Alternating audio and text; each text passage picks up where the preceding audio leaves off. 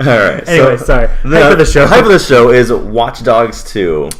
Yeah. Yeah. So Watch Dogs 2 came out Monday night at 10 o'clock for me. Yeah. Because of the East Coast. So November daylight savings. Yeah, November. Fucking stupid daylight savings. It messes everything up. Had to end a week and a half before the game came out. I couldn't play it for an extra hour. Could have played it at 9 o'clock instead of 10. Stupid. Even when I pre-ordered it 2 months ago, the PSN said it'll be playable at 8. Lies. Bastards. Anyway, so Watch Dogs 2 is a game created by Ubisoft, developed in Ubisoft Montreal, that studios. It's a $60 game. They have special unlocks for it. What the game is focused around is it's a sequel to Watch Dogs 1 where... What? I am surprised.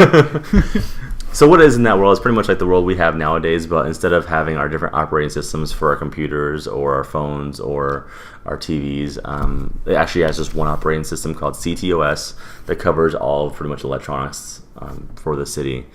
And what it is this hacker group actually is wanting to, pretty much Mr. Robot. You go hack the planet? Yeah. Hackers hack the planet, go down with evil corporations. There's someone being bad out there. We need to say our word, get it out there. That's what the game's about. And you are able to hack different devices. Now, before I get started into my opinion of it, did you have some questions you want to ask me about Watch Dogs 2? Okay, here we go.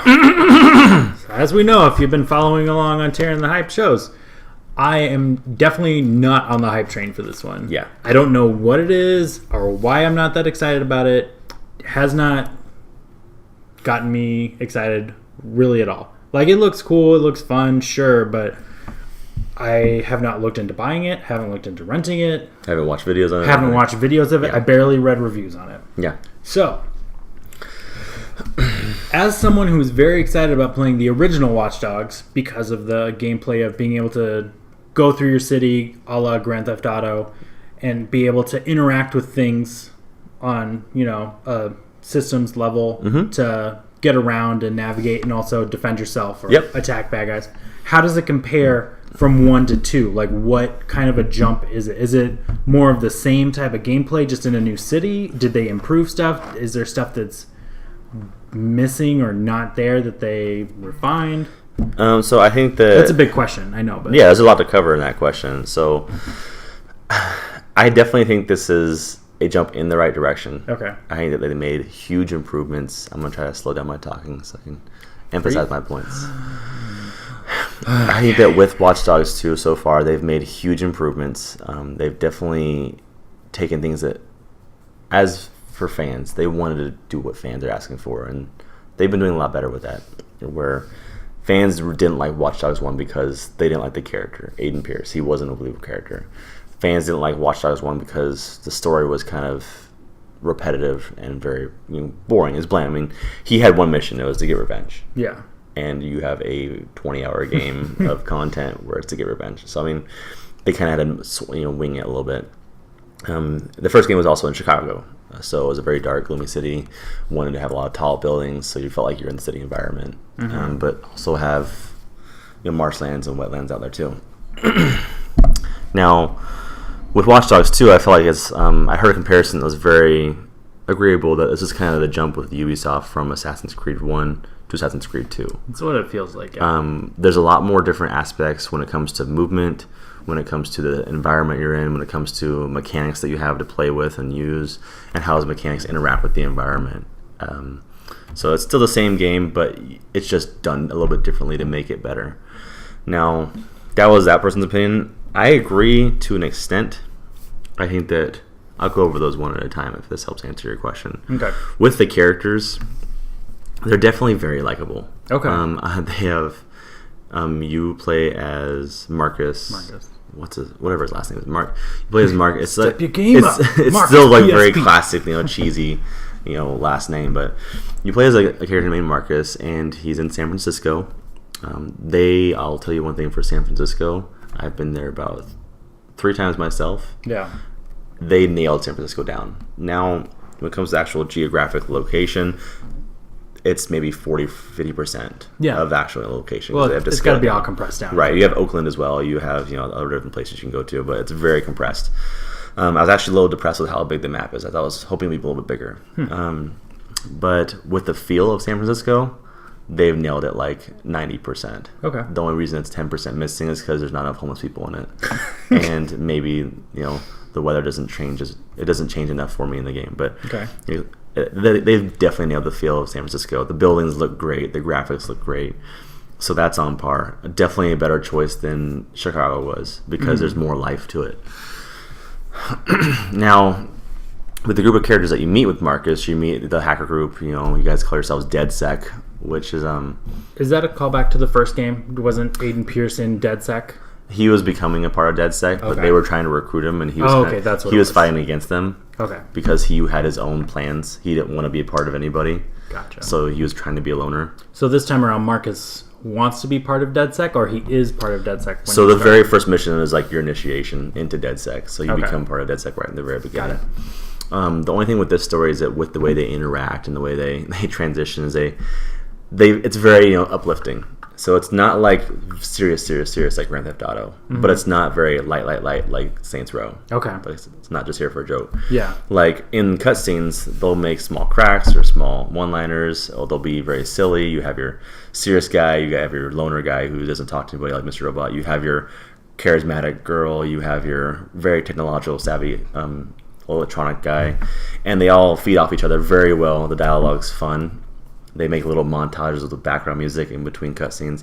It's great. It's very entertaining. There's something missing there for me. Okay. It feels like there's something missing when it comes to pulling me in more into the group. They feel like they're not as tight-knit as I want them to be. Like, he kind of just came to the group, and it's like he's been there for years. Okay. And not like you actually have to prove yourself. I guess, like, earning respect. That would have done something more for me. That's something I would have changed. When it comes to who you're going up against is the evil corporations. The bad guy is actually a really cool bad guy. You don't see him that often, though, which is one of the things. And when you do see him, it's for a very short amount of time. Okay. I think that later on he definitely could develop, but I haven't gotten there yet. I haven't beaten the game. Now, that's for the characters and the environment. Okay. The driving's good. Now, as I told you, it's a jump from Assassin's Creed 1 to Assassin's Creed 2. From Watch Dogs 1, you had a pretty much hack all button, right? Right. You could go to the crossroads and you could hack the light, push square. You could go to someone who's walking on the street and see what their title position is, how much money they make, and hack them and get money. Once push square. The difference between this one and that one is the fact that instead of those options, you can still do all those things. I can go hack the street light, but instead of hacking it with one button, I have options to how I want to hack it. Okay. So you hold down L1 to hack whatever you want to, and instead of turning the street light on, I can say, I just want to disable it. Okay. Or I want to make it all red, or I want to make it explode. So Okay. I mean, and you can choose what you want to do. So you have a little more control. To yeah. So you can choose how the environment interacts with itself. Okay. You also can go to a person, and instead of just saying, "Oh, I'm going to hack that person," in the first game, it'd be like whatever list there is what's going to happen. Either bombs going to explode or a key. Now it's like, I want to hack them, and what it does when you're holding L1, you can use the buttons to push what you want to do. Mm-hmm. You can steal money from them, or you can hack a PIN card from them, or you can actually call the police on them saying they're actually a mobster, and the police will show up, or you can actually make the grenade explode. Can you do all those options every time you hack somebody, or is it still you have one or two options for each person? So you can do that for it varies for what type of person it is. Okay. So it's like if you have an enemy that is a regular guy, then a mini boss, then a boss. They all different things you can hack. Okay. Now the thing is that in the first game, it just was in your skill tree, gain the ability to do this. Right. And so you can just run down the street doing it and doing it and doing it. This one, they actually have a battery system to where whenever you use a hack, it has little like bars and it drains your battery. And those recharge over time? Right. And also, if you want, you can drain other people's batteries from their phones. But that's not available to everyone. So you really have to kind of figure, I want to do this hack, but it costs this much battery. On the skill tree, I want to use this, so it'll make it so it costs less battery, things like that. So it really plays off itself very well. Okay. There's a lot of really fun situations that you can do. The only thing that I'm seeing so far is that I don't want to do a lot of I don't feel like there's a lot of hacks that should have been available. I feel like a lot of the hacks that are available, like oh, this is a change to what was in the first game. But besides that mob thing or calling the police, there's nothing new here. Okay. That's the only downside I have so far about it. You'll hear a lot of other things, but I feel like, yeah, these are all the same things I did in the first game. Like this hack was, I did streetlights, or I had an explosion in the ground from a gas main. From a gas main, or I mean, these are all the same things that were in the first game. There's nothing new here, but I mean, I can control them more, but I felt like kind of let down. I felt like kind of missing something when it came to the hacking ground. Now, again, depending on how you want to play it, there's 3 different ways you can play it. You can be either an aggressor, where you're just charging with the guns and the ammunition and try to kill everybody, but the game really pushes you away from doing that. Okay. It says there's 1 skill tree for the guns, and there's a total of I think 7 skill trees, and the rest are for hacking. Wow. So it really pushes you like, hey, don't do this. Even I'm not sure if you've heard it online or anything, but Marcus is really a kind of easygoing, I want to do the right thing kind of guy. Yeah. He's there to I'm here to make it better for everyone with what I'm doing with DedSec. Yeah. That it really doesn't feel right to use a gun. That's what I was going to ask next, was how does the gunplay feel, and how does it feel in the story? Because there's a lot of people who are saying that they don't play with the guns. And I've heard that online too. This is not just something I'm saying from online. This is, a personal opinion. But here's the thing, is that I think it really doesn't come down to how you believe Marcus is as a character. It depends on how immersed you get into the game. So there's 2 types of immersion, I feel. Is that this is another topic for another day. But if you're playing a game, are you seeing through cutscenes, or when you're playing, are you seeing yourself as that character, or are you seeing that character as that character? What I mean is, when I'm going against the police and I'm shooting a shotgun at them, am I immersing myself to where, oh yeah, I'm shooting the shotgun and going against them, or is it, oh, I want to shoot the shotgun because this is what this character would do? So that's really where we got to draw the line. It depends on how you play the game. I find myself playing the game different ways with different titles. Again, like I said, we can dive into this a lot deeper another day. But if you play the game just because you want to have some fun, it won't bother you. You're going to have more fun if you hack things, opposed to not hacking things. It's going to also give you more of a challenge if you hack things, and make for more funny situations and experiences. But you definitely can't play the game with guns. I mean, they even push it so much to where your default gun is a stun gun. Nice. So they really want to push you to the stealthiness. And it's fun having an open world of stealth. I mean, you don't get those very often. Yeah, that definitely isn't very common nowadays. Yeah. They also incorporate some newer things to kind of counterbalance doing the same thing that Watch Dogs 1 did by using a little remote control. I picture it as a mini Axel from Twisted Metal, the guy with the big wheels in his arms. Yeah. But it's just a little remote control car where it can actually hack things for you. Or you also get a drone that actually goes in the air and can fly around. They both have limits to how far they can go from you, so you can go far away. There's a lot of other small things you can do, like you can have a dirt bike race, you can have little go-kart races, you can have drone races, you can also do boat races. I mean, there's a lot of really cool content that they added to it, for side missions and main missions, they actually have a Uber in there. So you can be an Uber driver if you want to. It's not called that, but you can go oh, I'm on duty now, and people will say, okay, come pick me up, go there, and they'll be like, oh, I gotta go pick up my dry cleaning, I have to go pick up my this and this, and the leveling system here is not for experience points. It's called getting fans because of social media. You're trying to get more people to be fans of DedSec. So you level up by getting more fans, and some things will give you money, some things will give you fans. So you're what do I want to get? You get skill points by getting more fans. But you can also get more guns and drones and stuff like that with money. So makes sense. So that's the balance there. Go ahead. I want to. I know I can keep going. I want to take you back to something that you kind of covered and touched on. The secondary characters that Marcus interacts with. One of my other concerns with the game, watching all the preview coverage and stuff, they seemed very. What's the word I'm looking for? They didn't seem very realistic, likable. They seemed they're totally cliches, super weird. Very cliche, and not like they would be good characters to interact with for an entire story.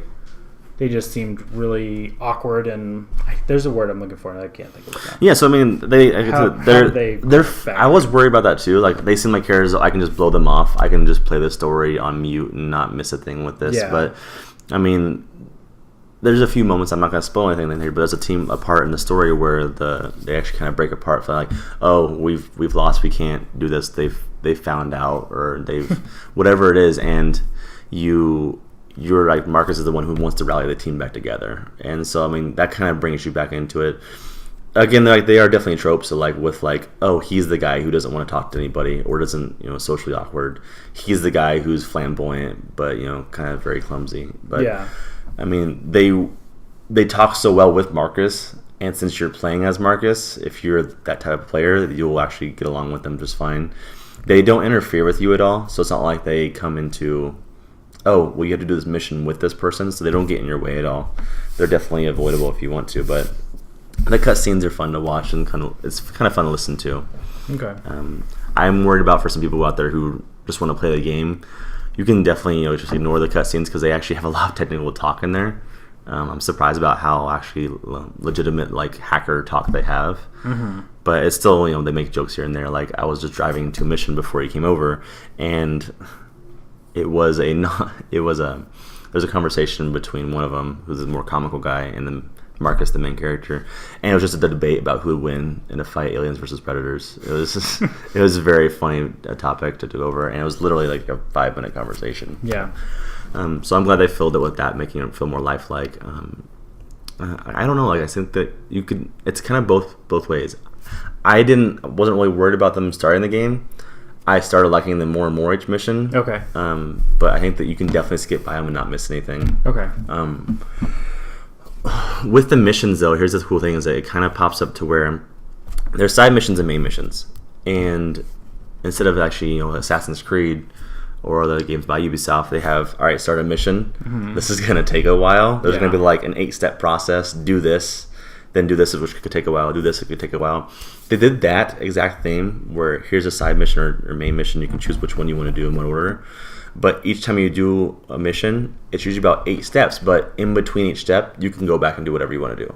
Okay. So I started this mission. I did the first part. I want to go wander some more, and you can do that. That's what they started doing with Assassin's Creeds after like the second one. Right, and then you can go do some other side mission, or you can start something else. You can cross them whenever you want to. You don't have to continuously do the same side mission or story mission over and over again, or in a row. So that's a nice break. So with those breaks, does the world feel worth exploring? The first one didn't. Like, it felt kind of bland after a little while. Like, there wasn't a lot of diversity. It was, you were in the city, you were in the suburbs, and there wasn't really, it didn't seem like there was a lot of draw to being in either of them, other than you were there for a mission, you were there to go find people or whatever. Yeah, but it didn't feel like it was a fun world to live in and play in. So yeah, I think that's another thing I forgot to mention about the characters, is that they do involve you with everything that you do, even in your systems. So I'm going to answer that question. Sure. There's everything that you do is based off of your phone. Okay, just like the first one, but it takes up a good portion of the screen. So you can actually, if you're walking by a car and someone's playing music, you can discover it. Like on our phones, what's that app called? Shazam. You can Shazam other people's music, and then you can add it to your playlist if you want. Okay, and make your own playlist. There's so many landmarks in San Francisco. They added as many as they can, but what you can do is that you can go, it'll tell you, there's an app that tells you when you're close to one, and if you take a selfie in front of that, you get fans for taking that. And so it also tells you which ones are nearby, how far away, how many fans you'll get. So you want to kind of go do that as like I want to find all the spots, I want to get as many as I can. The cool thing is that your characters who you interact with, they do that as well. Okay. So they'll get like, a new update for this app, and I'll show you their selfie in front of one of the landmarks. Okay. And underneath each, there's like usually 1 or 2 comments making like, don't we have better things to do? And, or matching their personality, like, oh man, I was just there yesterday, or like, we should have done this together. Like, and small things like that make the world feel like it's alive. Okay. Also, like with the environment, Chicago was fun, but it was very bland. Yeah. I think that, like I said, San Francisco was amazing to look at. It's a beautiful game, except when you're driving on the freeway, then it cuts down the frame rate. But like, they interact so well with you. You can walk down the street. I found myself walking more than driving.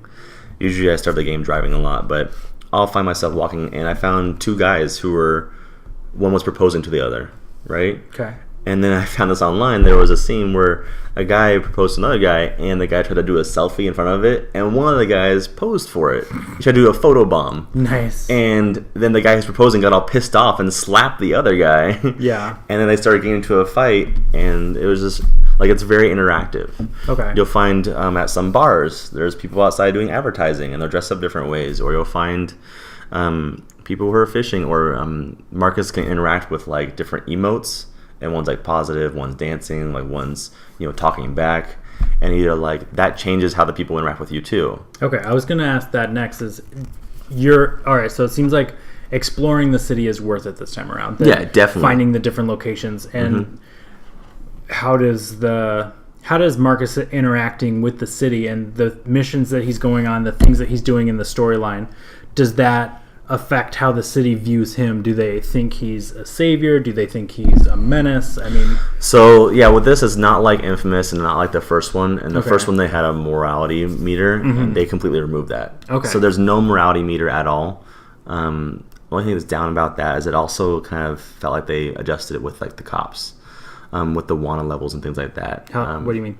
So you'll find out if there are gangs, different areas of gangs around California, which of course isn't in real life, but if those areas that come by, it'll say, oh, the 560s are against so and so is against the 560s. But if you call a gang, like if you're hacking against that person, they'll also get aggressive with them. But it doesn't affect you in any means. Okay. Which is kind of weird. When you're going against the cops, usually like you have your star level. This is your exclamation point level for some reason. Okay. It doesn't seem hard to get away from cops. Okay. Just like in the first one. That's one thing I think they kept that they should have adjusted more with how real the city feels and how much people are interacting. I feel like they kind of skimped out on the cops' AI intelligence. Yeah. Like, I can just drive away at any point, and even if they have a helicopter on me, it's not hard to get away. Okay. I don't feel like they try to aim for my tires if I'm driving, or they don't try to do roadblocks as much as they did in the first one, or they didn't try to block me in or barricade me. It's just like there's no intelligence there for like the cops trying to like do anything against me except for shoot at me or chase me. Yeah. So I was kind of bummed out about that. I had this missed opportunity. Besides that, the gameplay is really fun. I did a few co-op missions with one of my friends. Is that you can do the entire story and side missions co-oply together. So you can play everything together. And getting very creative with get these 3 points, and you guys, there'll be like special bonuses like, do 2 at the same time. Okay. And it can be very creative at the time and solves the problems. Does the co-op missions handle it the same way as like multiplayer in the first one, where you both see yourself as Marcus and you see the other person you're playing with as a secondary character? Yeah, so or you're not seeing 2 Marcuses or something on screen? Yeah, so in the beginning of the game it says like Marcus is like looking at his mugshot or like an old criminal record like that, and you get to choose what you want your character to look like there. Okay. But when you're playing as Marcus, so the clothes that you buy in a story are like he is online, but you see Marcus. But it's going to look like the character that you chose in the beginning and made in the beginning, just wearing his clothes that he's wearing. So it's kind of both. So you kind of see like 2 similar versions of Marcus running around between your character and your friend. Yeah, because like in the original one, you're playing as Aiden Pierce.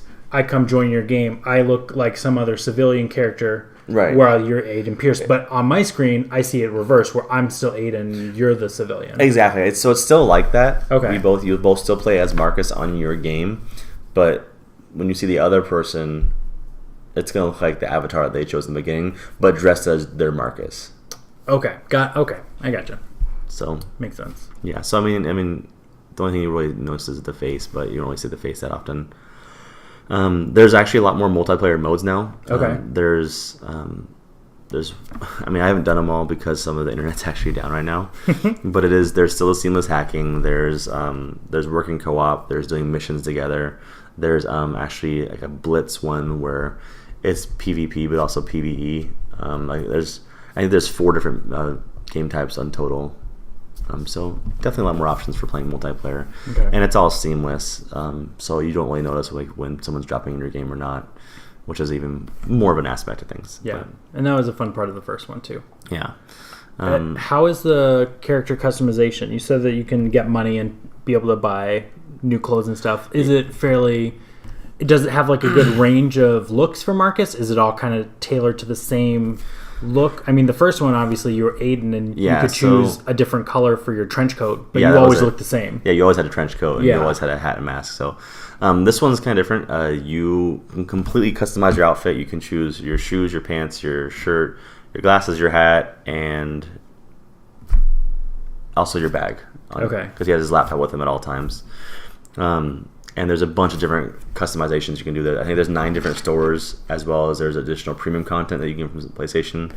And then you can mix and match everything. Okay. So it's not just one outfit or this. You can customize whatever you want to do. You can make him look kind of how you want him to look then. So there's that. You also can go to a car dealership and buy cars. You can go to bars and tattoo places, whatever you want. The only thing is that I feel is kind of another missed opportunity is that you're in California. I know things are verbatim, but you can't buy any property. So the only way to get money is by finishing missions or stealing from other people. Yeah. Yeah. Now, I mean, if you played the first game, you don't get a lot of money when you steal from other people. It's usually like less than $100. Yeah. There is an upgrade, but that gets you only like between $5,000 to $1,000, and some of the guns cost like $140,000. So I mean, there's that. I think that having another way of having income was definitely beneficial, and they kind of missed that opportunity. Or do you think that'll come with the multiplayer stuff, though? I don't think so. Okay. I really don't. I think that also they have like the gangs who are like, oh, there's so many gangs here covering this land. I think that was a missed opportunity because they could have had you have your own gang. Yeah. Because you can actually take over multiple headquarters. And they're just spots for you to go hang out at. And there's people in there who aren't part of the main story. They're just characters who are NPCs filling up that space. Yeah. I'm like, this would have been cool to have this as a base I purchased. Or for me to select a crew and they do smaller side hacking missions to for go me. Get money for you and stuff. I think this is a huge missing opportunity. Like when Assassin's Creed did Brotherhood. Yeah. And you started being able to tell them what to do. They just missed it on this one. I think that would have made this definitely a notch up in a quality of game. Okay. More things for you to do. All right, so comparing it to Assassin's Creed kind of brings me to, I guess, my last question. Okay. Do you see that this series, the Watch Dogs series, it's made a pretty substantial leap from 1 to 2? Do you see it making strides and continuing on? Do you think it'll kind of wear out its welcome like Assassin's Creed did? Where do you kind of see this series going, in your opinion? Do you think it's a series that you would want to keep coming back to? I think that I would actually like to do maybe one more game. I think that they have maybe one more game in them. If they push more than that, it's going to get dry and not fun. I think that there definitely is a chance for it to still be a better game as well. Okay. There's still a lot of space for improvement. Yeah, that money thing you mentioned and being able to have your own gang dead second and whatnot. That would actually be a cool thing to include. I think there's just a lot of chances for improvement when it comes to, like I said, the world for hacking, being more creative in what they can do for hacks, having a bigger, expansive world. I know that there's a lot going on in it, but it's like I said, it's kind of small. As well as with the story, I feel like the story is not going to wrap up in this one. I feel like there's still more the story can do.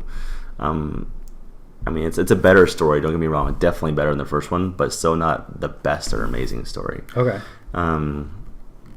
I feel like it's not a home run. It's more like you get a double or a triple out of it. But yeah, I would like to see at least one more where they can actually have a character that matches the scenery in them, and also the hacks they do, or have a character they can play where you can choose if you want to be that character or not aggressive with guns, or if you want to, instead of just saying it's a class and not changing the character, but actually have it where his style changes that, or his storyline changes that, or like what you do changes that. That would be very interesting to see. I think they could take a book out of a book out of a book. I'll have to trademark that. Let's take a book out of a book on I think Heavy Rain story, or even Until Dawn's, to where not like so deep and right, but I mean to where like if you make this choice in the game or with this storyline, it branches off. Okay. Or like even Mass Effect, where it locks off five or six choices and change your ending. So yeah.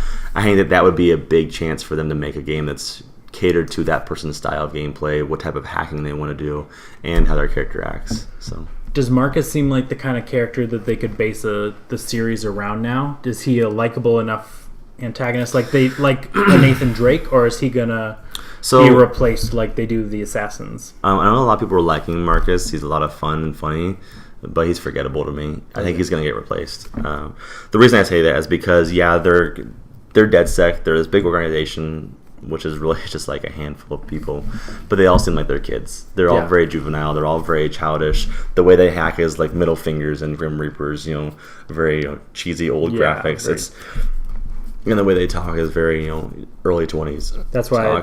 That's why I didn't like them in the commercials. Honestly, when I very first saw the first trailer for the game at E3, I didn't like the character. I didn't like Marcus. That was one thing that pushed me away. Yeah. But the gameplay of hacking is what brought me back in. The ability to change everything. I can, instead of just hacking a car to get into it, I can hack if I want to go straight or turn left or turn right or go in reverse or just turn off. I mean, you have everything available to you for hacking. It's just that you're still locked into the same choices you had for the first one. Just I wish they just pushed their boundaries a little bit more. That's what I'd like to see.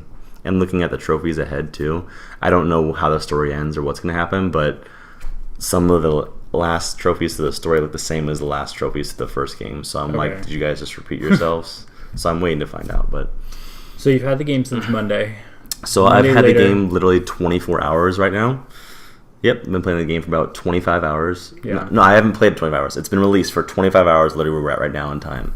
I played the game for about 14 and a half hours. Hasn't it been technically 48 hours? Came out Monday night at 10. Oh, yeah. It's Wednesday night at 10. So it's been out 48 hours. Tuesday to Wednesday. Sorry. Yeah. Okay. So 48 hours, I've played about 13 and a half hours. Okay, that was going to be my question, was how much time have you put in? About how far are you in the storyline, do you think? I'm 40%. Okay, got it.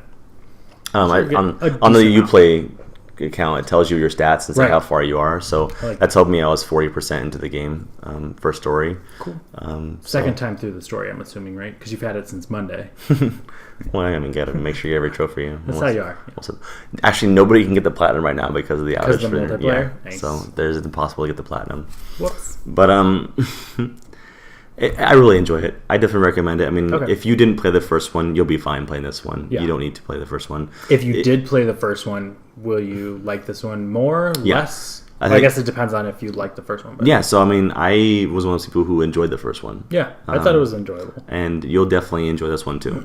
If you didn't play the first one, you'll enjoy this one. If you have no idea about hacking or technology or even what it's about, you'll still find the gameplay fun because of the environment and how you can interact with it. So something that's interesting this time around, when Watch Dogs 1 released, a lot of it was really cool, and being a new next-gen game kind of helps to sell the hacker aspect of it. But now, with shows like Mr. Robot pushing hacker mentality and dang it, you took us on my notes. I think that's really going to help the franchise for sure, because that series is very popular. Well, I was actually going to bring up that. I think that this is only going to help out our having another game a part of the trilogy, because the population nowadays is so obsessed with hacking abilities, with being able to hack, like you said, Mr. Robot, with having this game, with how Anonymous is in our news, right? And how Sombra is hacking in Overwatch,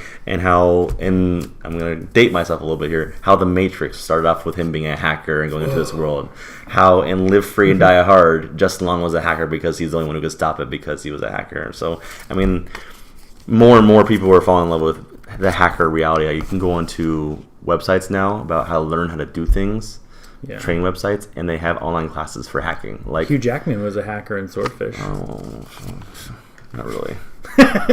Come on, he had like a 6-screen setup. That was amazing. Yeah.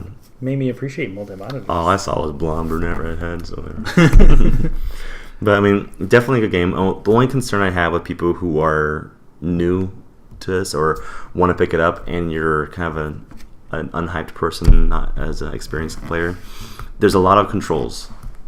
So if you're not one who feels comfortable with the controls or the buttons or where everything's at or how to navigate, that might be difficult for you. If you're not good at third-person shooters, this is definitely going to be hard for you, because you have to control the car and your angle and how to hack a lot by moving the camera around. So those are the only difficulties I see, but definitely would recommend picking this game up if you want to explore a city, a fun city, and just interact. You can go be yourself, or you can follow a fun storyline. Okay. Neither of them are too difficult.